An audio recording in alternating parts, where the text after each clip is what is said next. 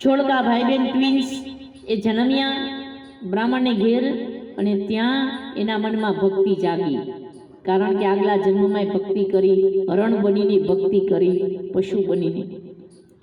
પણ એને મનમાં નક્કી કરી લીધું કે મેં ભક્તિ તો કરી, પણ હરણના બચ્ચામાં મારો જીવ રહી ગયો, એટલે હરણનો અવતાર આવ્યો. હવે કોઈમાં મારા મનને હું રહેવા નહીં દઉં. હું એવું વર્તન કરીશ ને કે દુનિયા મારાથી દૂર ભાગે અને હું ભગવાનની નજીક જાઉં. कि मुझे मेरी मस्ती कहाँ लेके आई, मुझे मेरी मस्ती कहाँ लेके आई, जहाँ मेरी अपने सिवा कुछ नहीं, मुझे मेरी मस्ती कहाँ लेके आई. માતા પિતાનું મૃત્યુ થયું, સાવકી માં હતી, ક્યારેક જમવાનું આપે, ક્યારેક ખેતર કામ કરવા માટે મોકલે. અભ્યાસમાં મન લાગતું નથી, ભગવાનમાં ભરતનું મન લાગ્યું છે. જળ જેવું વર્તન કરે છે બધા સાથે, પરિણામે એનું નામ જળ ભરત રાખ્યું કે આ જળ જેવો છે. કોઈ સાથે ભળતો નથી, કોઈ સાથે બેસતો નથી, કોઈ સાથે ઉઠતો નથી, ક્યાંય સંબંધ રાખતો નથી, પણ મનમાં તો ભરતજી કહેતા હતા કે મને ભલે લોકો જળ ભરત કહે, પણ મારે તો ભગવાનને શરણે જાવું છે.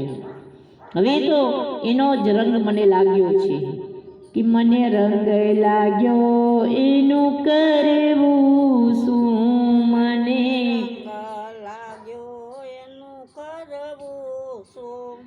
અરે રાજન માગુ રાણા પાઠન માગુ, રાજન માગુ રાણા પાઠન માગુ, આ હીરા મોતીને મારે કરવા શું, મને રંગ લાગ્યો એનું કરવું શું, મને રંગ લાગ્યો એનું કરવું.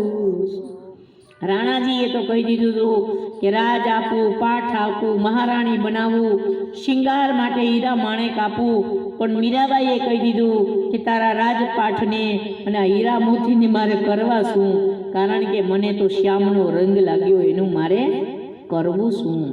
મારે તો તુલસીની માળાએ મારું મન રાજી, રામ સીતા ભજીને મને લેર લાગી.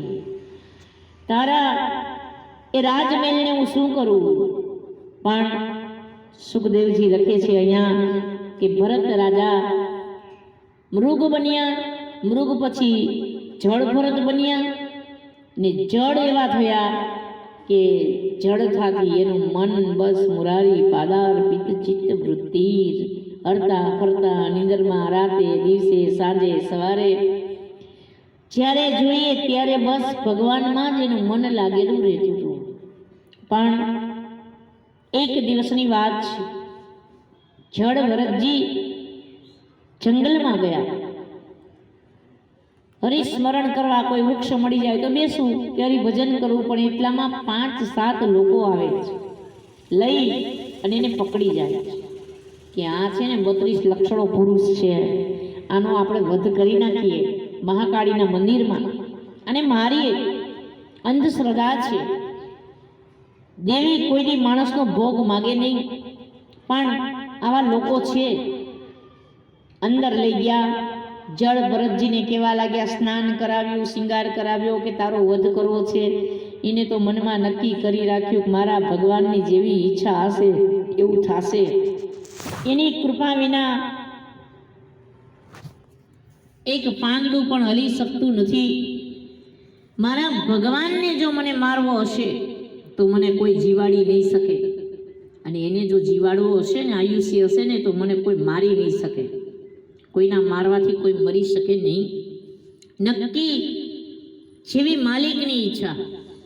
તો નિંભાણા આખો સળગી ગયો, અને બિલાડીના બચ્ચા એક માટલામાં રહી ગયા, અને કૂદી કૂદીને બધા નીચે જતા રહ્યા, જીવતા રહી ગયા. નિંભાણો સળગ્યો, બિલાડાના બચ્ચાને ભગવાને બચાવી દીધા. એને જો બચાવવા હોય,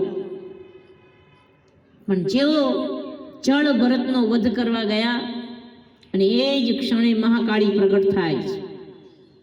હાથમાં લીધું વજ્ર, જળ ભરતને મારવા વાળાનો બધાનો શિરછેદ કર્યો, એનો વધ કર્યો અને જળ ભરતજી તો કે બચી ગયા છે.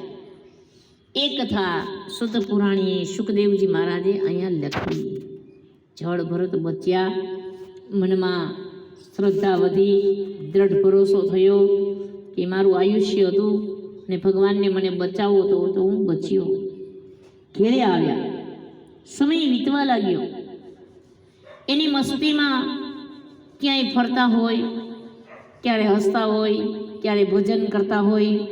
કોઈ લોકો એની પાસે આવે તો એવું વર્તન કરે કે બીજી વાર એને કોઈ બોલાવે જ નહીં.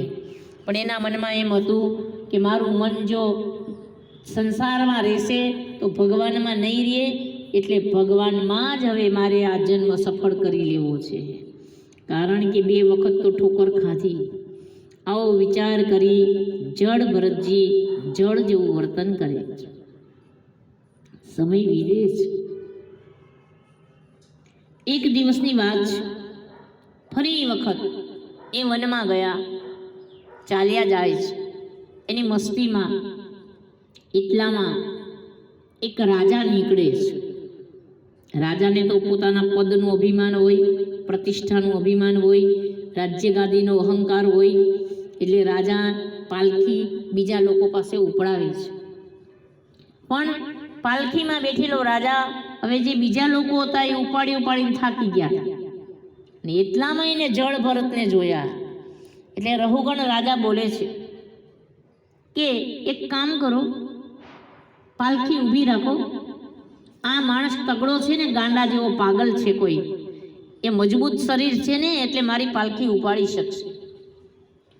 પણ એને ખબર નહોતી કે આ પાગલ નહોતો, પણ ભગવાનના ગલને જાણી ગયો તો, ભગવાનના રહસ્યને જાણી ગયો તો, ભગવાનમય બન્યો તો. એક યોગી પુરુષ હતા, એની પાસે પાલખી ઉપડાવવા માટે પ્રયત્ન કરે છે. તેને અપરાધ થઈ ગયો હોય કોઈનો તો ક્યારેક કેવો ભોગવવો પડે એ ખબર નથી પડતી. એટલા જ માટે એને ભૂલથી પણ કરેલા અપરાધની ક્ષમા નથી મળતી. એક સંત છે, બ્રાહ્મણ છે, અને એને ઘેર આ યોગી પુરુષ જળ ભરત એની પાસે પાલખી ઉપડાવી. જળ ભરતજી તો કહેવા લાગ્યા, કંઈ વાંધો નહીં, મને ક્યાં ઓળખે છે, હું કોણ છું, તો હું એની પાલખી ઉપાડી લઉં. પાલખી ઉપાડી, પણ નીચે કીડીઓ દેખાય, એને બચાવવા જાય, કૂદકા મારે અને રાજાને આનંદ આવે નહીં. કોણ છે આ મૂઢ, પાગલ, અજ્ઞાની? હું રાજા, તને ખબર નથી પડતી, ખ્યાલ નથી આવતો? મને બહુ ડિસ્ટર્બ થાય છે બેસવામાં, શાંતિથી ચાલતો નથી. ઘણી બધી ગાળો આપે છે.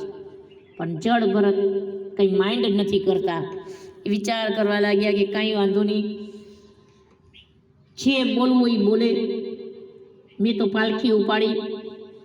ત્યારે રહુગણ રાજા પૂછે છે, હે મૂઢ, હે અજ્ઞાની, તું પાગલ છે?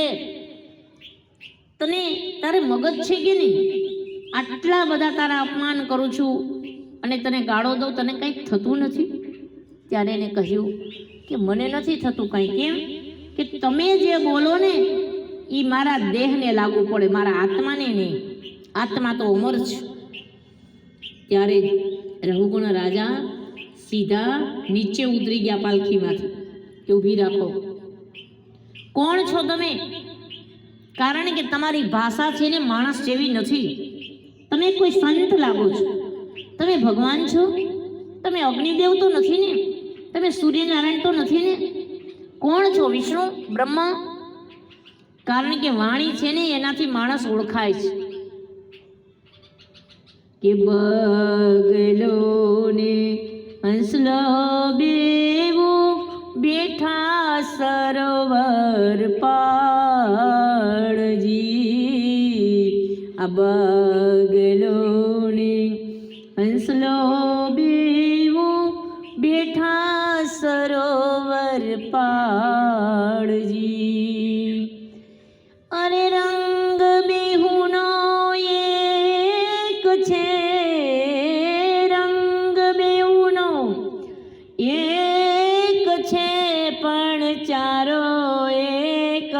જ નાઈ બેડીલા બેદલનો સંગ નો કરીએ. હંસલો ને બગલો બેઉ બેઠા સરોવર પાળ. બંને જણા સફેદ રંગના છે, હંસ અને બગલો બંને, પણ બેસવાના ઠેકાણા એક જ છે, સરોવરની પાળે જ બેઠા છે. પણ ચારો તો કે એક જ નાઈ. એક છે હંસલો, એ મોતીનો ચારો ચરે છે, જ્યારે બગલો માછલી દેખી નથી ને મૂકી નથી. એ જ રીતે બેદલનો સંગ ના કરીએ. જે બોલે કાંઈ ને હાલે કાંઈ એવાના સંગ ન કરાય. હે જળભરત, તમે કોણ છો? મને જલ્દી બતાવો હે યોગીરાજ. હું તો તમને મૂર્ખ અને પાગલ કહું છું, પણ તમે કોઈ છો ખરા? ત્યારે જળભરતજી બોલે છે કે મારું નામ જળભરત છે. આગલા જન્મની અંદર હું ભરત નામે રાજા હતો.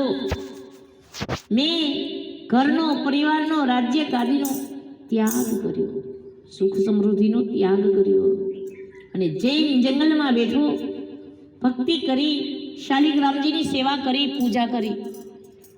પણ એક મૃગલીનું બચ્ચું મા વગરનું એ મારા હાથમાં આવ્યું, અને ભગવાનને ભૂલીને મૃગના બચ્ચાની અંદર હું મશગુલ બન્યો, અને પરિણામ એ આવ્યું કે મારે મૃગલાનો અવતાર ધારણ કરવો પડ્યો. અને મૃગના અવતારની અંદર પણ મેં એકાદશીનું વ્રત કર્યું, ઓમ નમો ભગવતે વાસુદેવાયનો જપ કર્યો. પણ છેવટે મને આજે બ્રાહ્મણને ઘેર અવતાર મળ્યો. પણ મારી ભક્તિમાં વિક્ષેપ ન થાય ને એટલા માટે હું વર્તન એવું કરું છું. લોકો મને ગાંડો કે, પાગલ કે, મૂઢ કે છે, અજ્ઞાની કે, પણ મને કોઈ ફરક નથી પડતો, કારણ કે મારે તો મારા હરિની નજીક જવું છે. છેલ છોગાડા કાનુડા, તારો રંગ કાળો છે. છેલ છબીલા છોગાડા, તારો રંગ કાળો છે. તારો રંગ કાળો પણ મીરાબાઈની વાલો છે. તારો રંગ કાળો પણ મીરાબાઈની વાલો છે. ઝેરઈના પીનારા, તારો રંગ કાળો છે. ઝેરઈના પીનારા, તારો રંગ કાળો છે. છેલ છબીલા છોગાડા, તારો રંગ કાળો છે. છેલ છબીલા છોગાડા, તારો રંગ કાળો છે. તારો રંગ કાળો પણ નરસૈયાને વાલો છે. તારો રંગ કાળો પણ નરસૈયાને વાલો છે. હુંડી સ્વીકારનારા, તારો રંગ કાળો છે. હુંડી સ્વીકારનારા, તારો રંગ કાળો છે. છેલ છબીલા કાનુડા, તારો રંગ કાળો છે. છબીલા છોગાડા, તારો રંગ કાળો છે. જેણે ભક્તિ કરી એને પરમાત્માને મેળવ્યા. ગોરા કુંભાર હાથ કપાઈ ગયા અને ભગવાન વૈકુંઠમાંથી પધાર્યા. કુંભારને કુંભારનું રૂપ લઈ 6 મહિના ગોરા કુંભારને ત્યાં રોકાણા. રોજ માટી ખોદવા જાય, સુંદર વાસણ માટીના બનાવે લક્ષ્મી દેવી સાથે. અને ગોરા કુંભારને આવક થવા લાગી. ભગવાન વિચારતા હતા કે મારા ભક્તને કોઈ સહારો નથી, કારણ કે હાથ કપાઈ ગયા, હવે કેવી રીતે ભક્તિની ભજન કરી શકશે. ત્યારે એને ભગવાનનું ભજન કરે, પણ સમય વીતતા એટલી બધી ગ્રાહકો એટલા આવવા માંડ્યા છે, માટીના વાસણ એવા સુંદર બનાવે છે, કોઈ પરદેશી આવ્યા છે. વાસણ એવા સુંદર બનાવે છે એટલે આવક વધવા લાગી. લક્ષ્મી દેવીએ છેવટે કહી દીધું કે હવે એક કામ કરો, આપણે જઈએ કે માટીના વાસણ વેચી અને ઘણા બધા પૈસા અને સંપત્તિ એને મેળવી દીધા. ત્યારે એને કહી દીધું કે પરદેશીના રૂપમાં હતા ભગવાન. એને નક્કી કર્યું કે હવે આપણે અદૃશ્ય થઈ જાય. ભગવાનની લક્ષ્મી દેવી માટી ખોદવા માટે ગયા અને એ જ ક્ષણે 12 વાગ્યા બપોરના ગોરા કુંભારને ધર્મપત્ની રાહ જોવે કે આ પરદેશી તો ગયા એ ગયા, પાછા આવ્યા નહીં. પણ ભગવાને કૌતુક કર્યું કે ગધેડાની ઉપર પોતાની ચરણ પાદુકા પધરાવી લક્ષ્મી દેવીએ અને ભગવાને પીળું પીતાંબર ઢાંકી દીધું. અને જ્યાં જુએ છે ત્યાં એને પીતાંબરના દર્શન થયા અને પાદુકાના. ત્યારે એને નક્કી કર્યું કે ઓહો, આ તો ભગવાન હરી 6 મહિના આપણે ઘેર રોકાઈ અને જતા રહ્યા. એ વિઠ્ઠલનાથ, હવે જો દર્શન ના આપો તો તમારે મારા પ્રાણ જતા જોવા પડશે. વિઠ્ઠલ વિઠ્ઠલ વિઠ્ઠલા હરિ ઓમ વિઠ્ઠલા.